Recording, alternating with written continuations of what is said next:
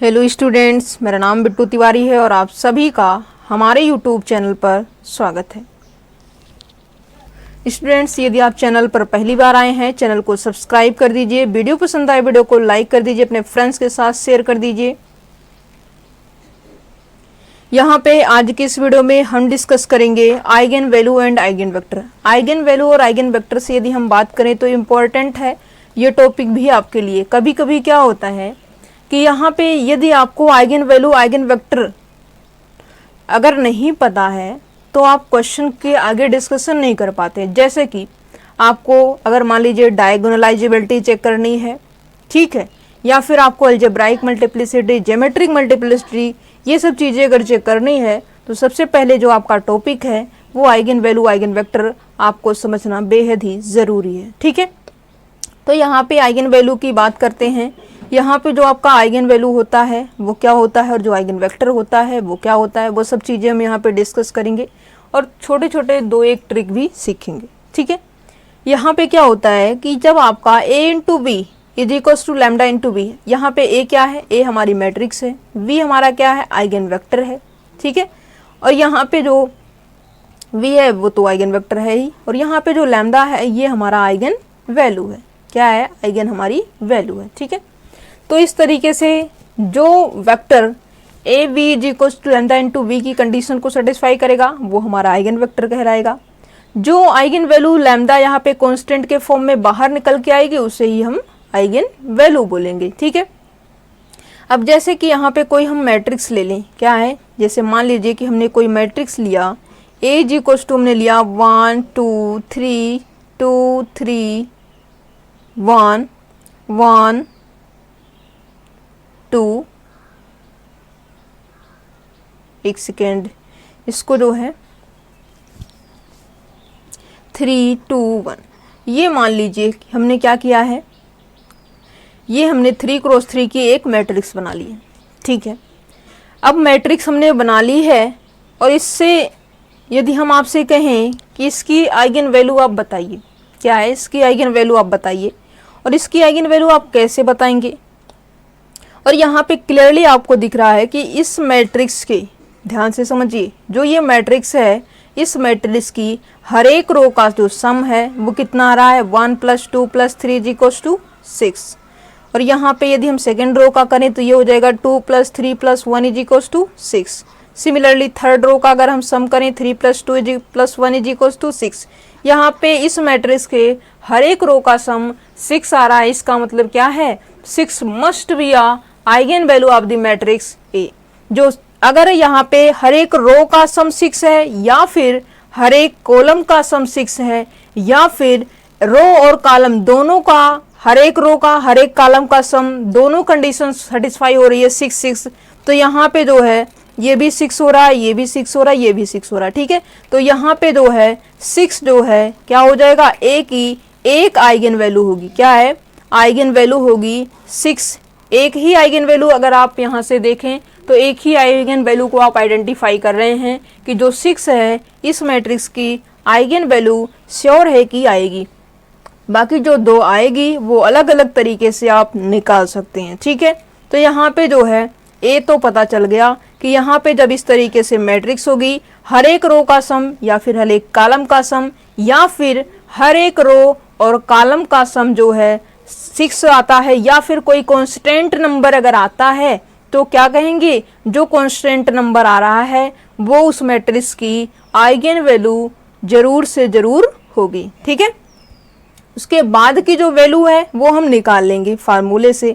ठीक है, तो यहाँ पे जो है मान लीजिए कि ए हमारे पास क्या है, कोई हमारे पास AIJ 3 क्रॉस 3 की मैट्रिक्स है। मैट्रिक्स के एलिमेंट को स्मॉल लेटर से, मैट्रिक्स को कैपिटल लेटर से रिप्रेजेंट करते हैं। और यहाँ पे जो ये होता है ये हमारा आर्डर को रिप्रेजेंट करता है। इसका मतलब इसके पास जो मैट्रिक्स है इसके पास 3 रो है और 3 कॉलम। पहला वाला रो को रिप्रेजेंट करता है, सेकेंड वाला हमारा कॉलम को रिप्रेजेंट करता है। ठीक है, अब यहाँ पे 3 क्रॉस 3 की मैट्रिक्स है, इसके ऊपर यहाँ पे डिस्कशन करेंगे। A2 क्रॉस 2 की एक अलग से मैट्रिक्स हम लेते हैं, इसको हम अलग से डिस्कशन कर लेते हैं। ठीक है, ये हो जाएगा।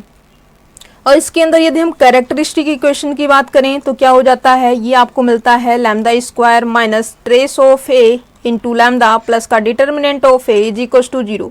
ठीक है, कैरेक्टरिस्टिक इक्वेशन यहाँ पे जो है ये इस तरीके से मिलेगा, और इसको जब आप 0 के इक्वल करेंगे यहाँ से आपको लैम्डा की जो है दो वैल्यू मिल जाएगी। एक मान लीजिए आप लैम्डा 1 और दूसरी को आप मान लीजिए लैम्डा 2। ठीक है, दो आइगन वैल्यू यहाँ पे मिल जाएगी, लैम्डा इज इक्वल टू 1, जो भी आएगा आप इस तरीके से निकाल सकते हैं। ठीक है, सिमिलरली यहाँ पे आएंगे तो यहाँ पे क्या हो जाएगा, lambda cube minus trace of A into lambda square plus यहाँ पे जो है A11 plus A22 plus A33 into lambda plus alternate चलता है, क्या है, अल्टरनेट चलता है, और अल्टरनेट चलेगा, ये नेगेटिव है ये पॉजिटिव है, तो ये इसे क्या होना होगा, नेगेटिव होना पड़ेगा। ठीक है, minus determinant of A is equal to 0। ठीक है, यहाँ से आपको तीन वैल्यू मिलेगी, लैम्डा 1 और लैम्डा 2 और लैम्डा 3। ठीक है, तीन आइगन वैल्यू यहाँ से आपको मिल जाएगी। और यहाँ पे क्वेश्चन डिस्कस कर लेते हैं, क्या है, क्वेश्चन डिस्कस कर लेते हैं।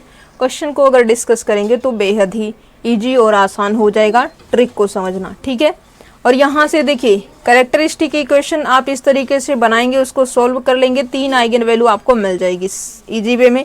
ठीक है, अदरवाइज अगर मान लीजिए कि आपकी जो मैट्रिक्स का आर्डर है वो ज़्यादा करके दिया जा रहा है, मैट्रिक्स का जब आर्डर ज़्यादा होगा इसका मतलब या तो वो परमुटेशन मैट्रिक्स के फॉर्म में बनेगी, या फिर वो कंपेनियन मैट्रिक्स बनेगी, या फिर उसे हम ब्लॉक डायगोनल, ब्लॉक ट्रायंगुलर, या फिर ब्लॉक मैट्रिक्स के अंदर जो है ब्रेक करके इजी वे में सोल्व कर सकते हैं। ठीक है, फिलहाल यहाँ पे अभी हम बेसिक स्टडी करेंगे, फिर आगे जो है चीज़ों को स्टडी करेंगे।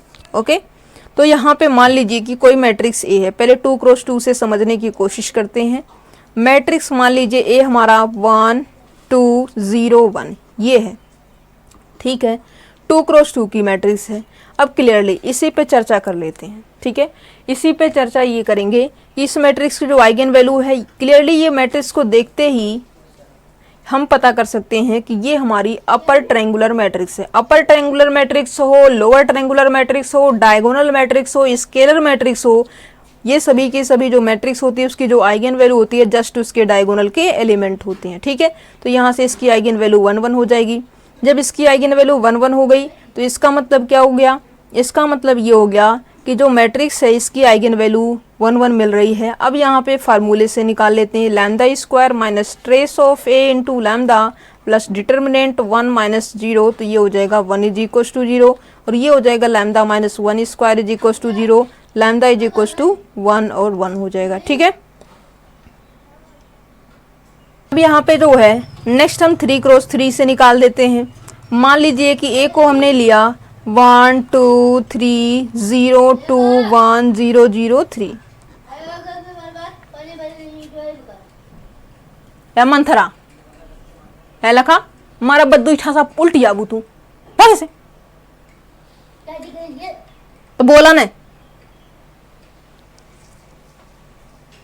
ये मैट्रिक्स हमने 3 क्रॉस 3 के ले ली है, और ये इस 3 क्रॉस 3 की मैट्रिक्स का यहाँ से जो है आप डायरेक्ट भी निकाल सकते हैं, लेकिन हमें जो है फार्मूले से वेरीफाई करवाना है, सो हम वेरीफाई फार्मूले के अकॉर्डिंग कर देते हैं। ठीक है, तो ये हो जाएगा लैम्डा क्यूब माइनस इसका ट्रेस अगर हम करें तो 3 2 5 1 6, तो ये हो जाएगा 6 into lambda square plus A11 का मतलब क्या होता है, A11 का मतलब ये है कि यहाँ पे पहले रो पहले कॉलम के करेस्पॉन्डिंग रो और कॉलम को डिलीट करके एक जो है मैट्रिक्स बनाइए, सब मैट्रिक्स वो क्या हो जाएगी 2 1 0 3 और इसका डिटर्मिनेंट। ठीक है, तो ये हो जाएगा 6। ओके, तो ये हो जाएगा 6 plus A22 second row second column खत्म हो जाएगा, 3 1 जा 3 माइनस 0, तो ये हो जाएगा 3।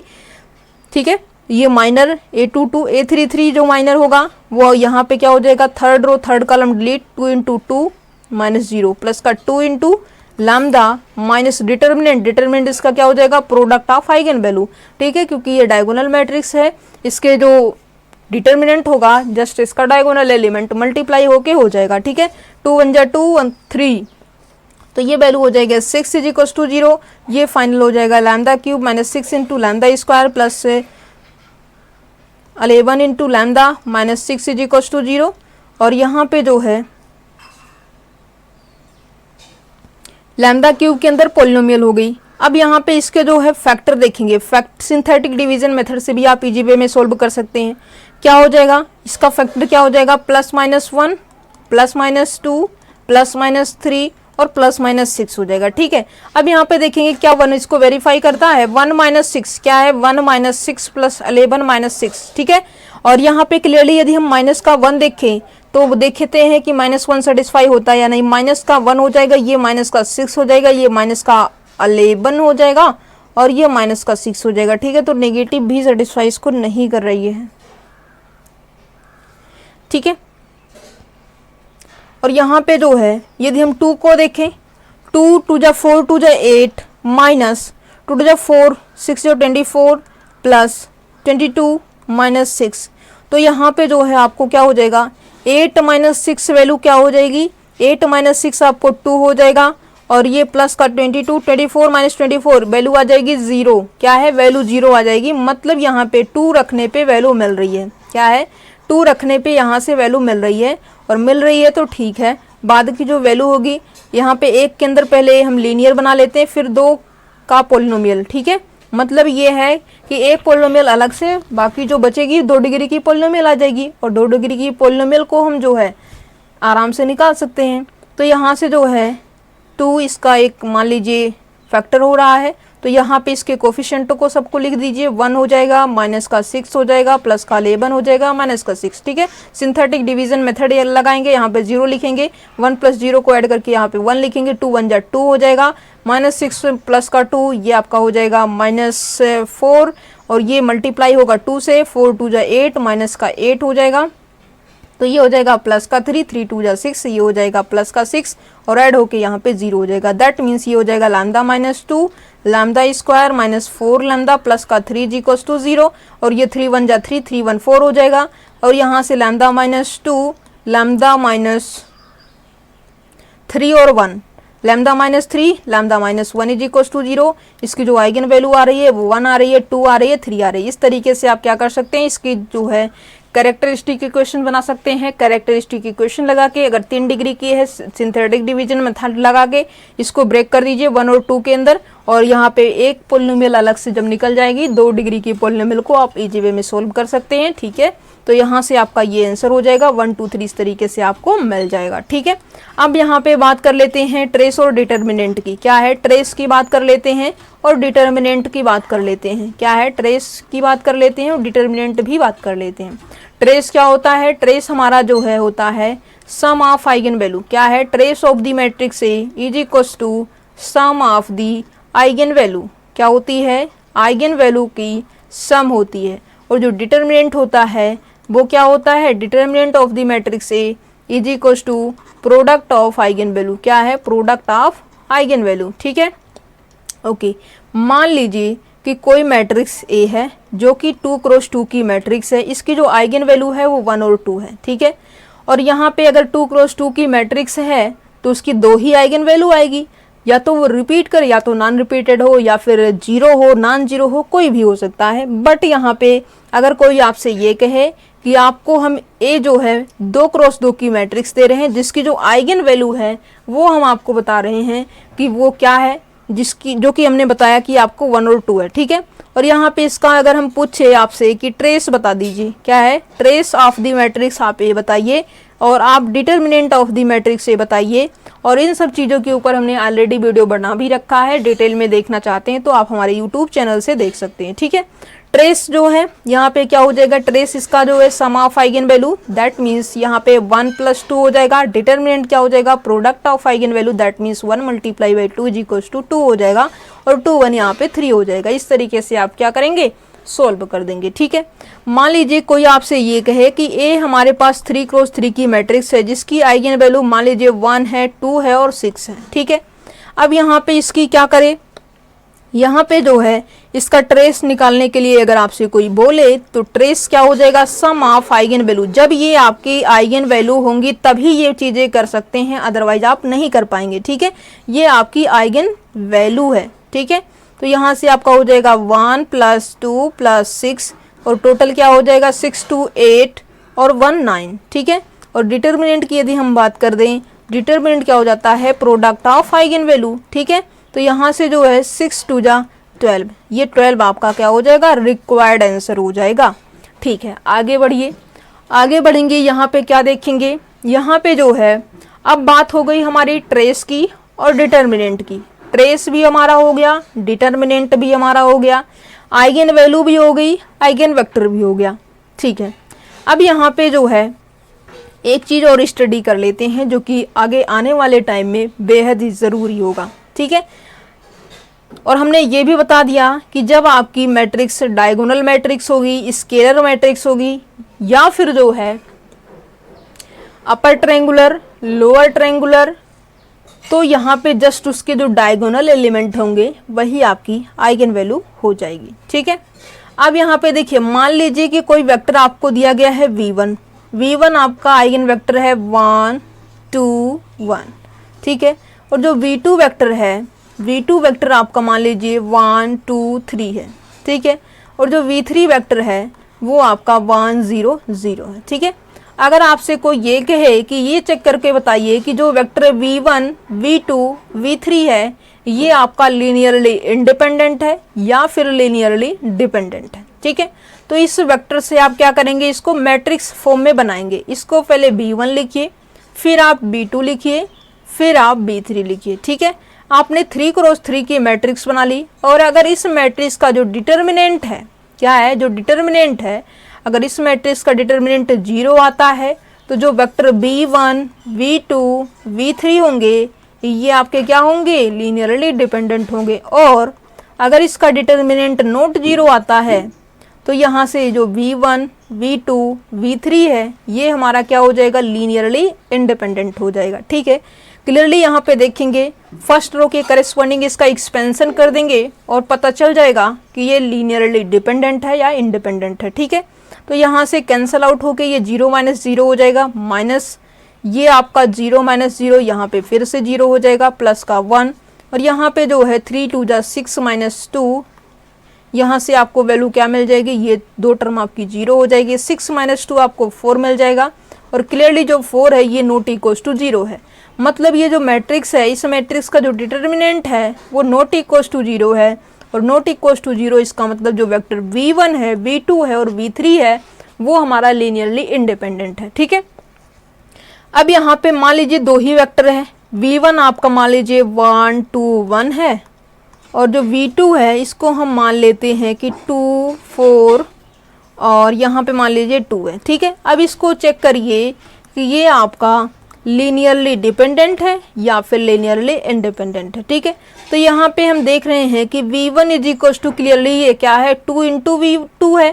क्या है, अगर हम किसी दो वेक्टर को v1 is equal to alpha into v2 के फॉर्म में लिख रहे हैं, जहाँ पे अल्फा क्या है, अल्फा हमारा स्केलर है। क्या है, अल्फा हमारा स्केलर है, तो ये दो वेक्टर क्या होंगे, ये दो वेक्टर हमारे लीनियरली डिपेंडेंट होंगे, क्योंकि अल्फा ही एक कांस्टेंट से क्या है, डिफर हो रहा है।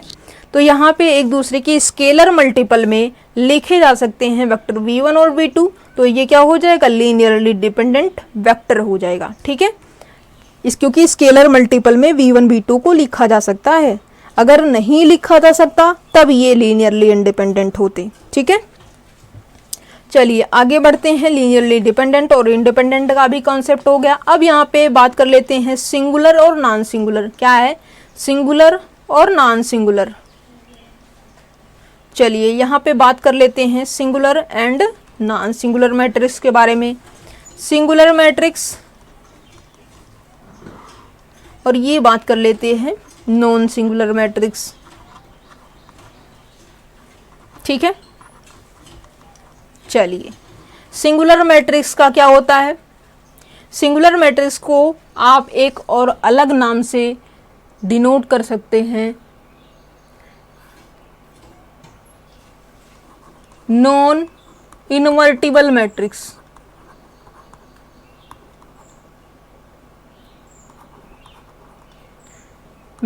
ठीक है, और नॉन सिंगुलर, नॉन सिंगुलर को हम क्या बोल सकते हैं, इनवर्टिबल। कभी कभी invertible, non invertible, singular non singular में ही स्टूडेंट्स कंफ्यूज हो जाते हैं। अब इनवर्टिबल का मतलब क्या है, इसका डिटर्मिनेंट क्या होगा, नॉट इक्वल्स टू 0 होगा।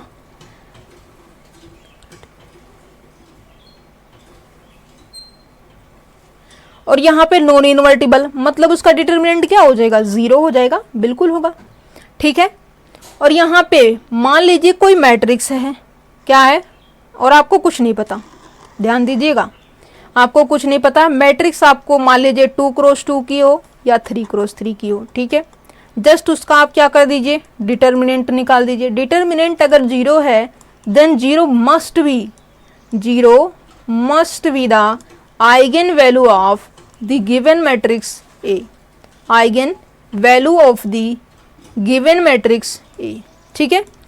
यहाँ पे जो ए मैट्रिक्स होगा उसकी जो है 0 क्या हो जाएगी, श्योरिटी है कि एक आइगन वैल्यू हो जाएगी, ठीक है। बाकी जो भी होगा वो आपको निकाल के देखना पड़ेगा, लेकिन एक बात की गारंटी हो जाएगी कि डिटर्मिनेंट इसका 0 है। इसका मतलब क्या हो जाएगा, 0 इसकी एक आइगन वैल्यू होगी, क्योंकि यहाँ पे मान लीजिए कि 3 क्रॉस 3 की है, लैम्डा 1, लैम्डा 2 और लैम्डा 3, ये 3 वेक्टर है, और इनकी प्रोडक्ट से ही तो डिटर्मिनेंट निकलता है, प्रोडक्ट से ही डिटर्मिनेंट निकलता है। और कम से कम इसकी एक आइगन वैल्यू क्या हो जाएगी, 0 हो जाएगी। वो लैम्डा 1 भी हो सकती है, या फिर लैम्डा 2 हो सकती है, या फिर लैम्डा 3 हो सकती है, कुछ भी हो सकती है, हम कह नहीं सकते, बट एक तो 0 है।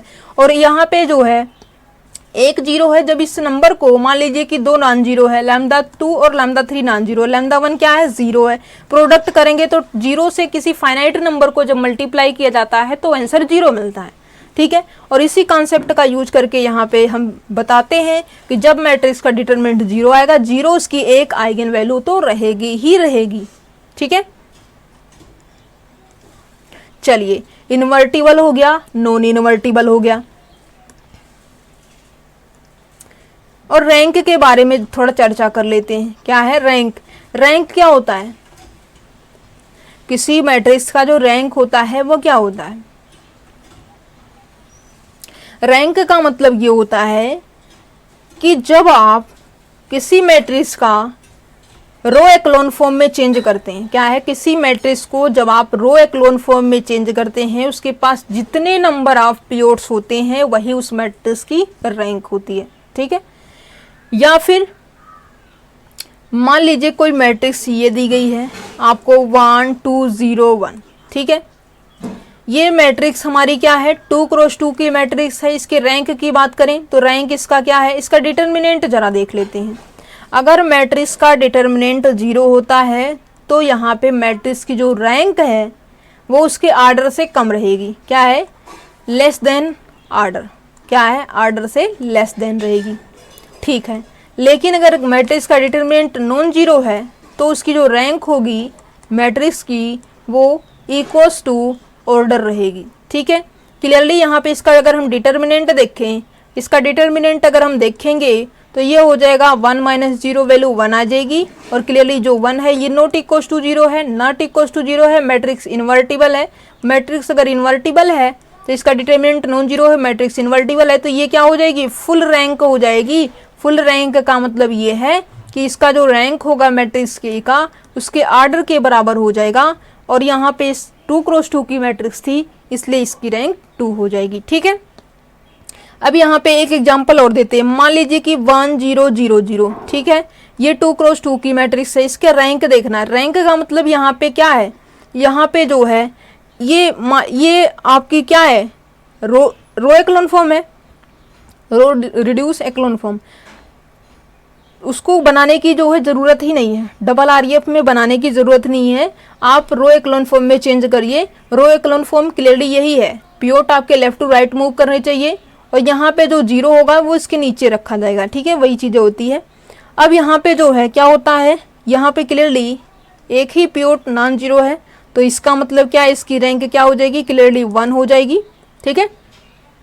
और यहाँ पे इसका मतलब, या फिर आप यूँ कर सकते हैं कि इस मैट्रिक्स से आप क्या करिए, सब मैट्रिक्स बनाइए, और यहाँ पे जो है यदि मान लीजिए 2 क्रॉस 2 1 क्रॉस 1 की लेते हैं तो यहाँ पे 1 आएगा, ठीक है। कम से कम एक ऐसी 2 क्रॉस 2 की सब मैट्रिक्स हो जिसका डिटर्मिनेंट नॉन 0 हो जाए, तो वहाँ पे आपका क्या हो जाएगा, उसकी मैट्रिक्स की वही रैंक हो जाएगी, ठीक है, इसका रैंक 1 हो जाएगा।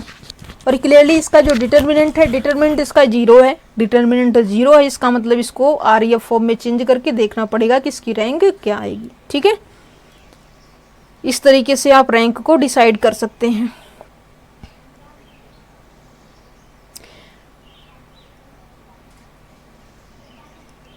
जैसे मान लीजिए कि कोई आपकी क्या है, आइगन वैल्यू है, मैट्रिक्स है 3 क्रॉस 3 की, ठीक है, और उसकी जो आइगन वैल्यू है वो 1 2 1 है, ठीक है। तो इसका मतलब इसकी अलजेब्राइक मल्टीप्लिसिटी आइगन वैल्यू 1 की क्या है, 1 आइगन वैल्यू कितनी बार रिपीट कर रही है, नंबर ऑफ मल्टीप्लिसिटी। तो यहाँ पे 1 आइगन वैल्यू कितनी बार रिपीट हो रही है, 2 टाइम। इसका मतलब जो आइगन वैल्यू 1 है उसकी अलजेब्राइक मल्टीप्लिसिटी कितनी है, 2 है, ठीक है। अब यहाँ पे अलजेब्राइक मल्टीप्लिसिटी आइगन वैल्यू 2 के करस्पॉन्डिंग कितनी आएगी, जो यहाँ पे वैल्यू इसकी दी गई है आइगन वैल्यू, वहाँ पे जो 2 है कितने टाइम रिपीट हो रहा है, सिर्फ और सिर्फ एक टाइम। इसका मतलब जो 2 है इसकी अलजेब्राइक मल्टीप्लिसिटी कितनी हो जाएगी, 1 हो जाएगी, ठीक है। और आइगन वैल्यू जो 1 है वो 2 टाइम रिपीट हो रहा है, इसका मतलब 1 आइगन वैल्यू की जो अलजेब्राइक मल्टीप्लिसिटी है वो कितना है, 2 है, ठीक है। इस तरीके से आप अलजेब्राइक मल्टीप्लिसिटी को भी देख सकते हैं। ओके, नेक्स्ट वीडियो में हम बात करेंगे ज्योमेट्रिक मल्टीप्लिसिटी प्लस डायगोनलाइजेबिलिटी क्या है। नेक्स्ट वीडियो के अंदर ज्योमेट्रिक मल्टीप्लिसिटी प्लस डायगोनलाइजेबिलिटी का जो कॉन्सेप्ट है उसको हम सीखेंगे, ठीक है। और यहाँ पे एक क्वेश्चन आपके लिए क्या है, एक क्वेश्चन आपके लिए है। क्वेश्चन देखिए क्या है, क्वेश्चन यहाँ पे ये है, ए आपका क्या है 1 2 3 4 5 6 3 2 1, ठीक है। मैट्रिक्स आपकी ये है और इसकी जो है